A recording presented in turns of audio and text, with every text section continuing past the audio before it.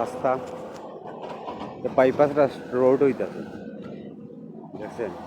Bypass road কেন নবীগঞ্জ থানা পড়ছে।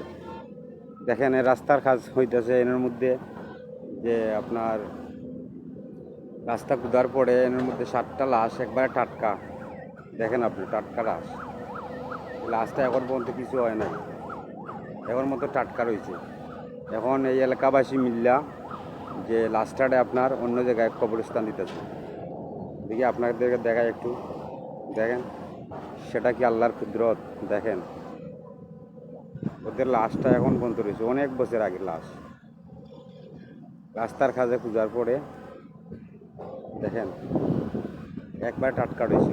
ওরা সবাই এলাকাবাসী মিল্লা কবরস্থান দিতেছে, অন্য জায়গায় লাশ সরাইয়া কবরস্থান দিতেছে। দেখেন। আসসালামু আলাইকুম।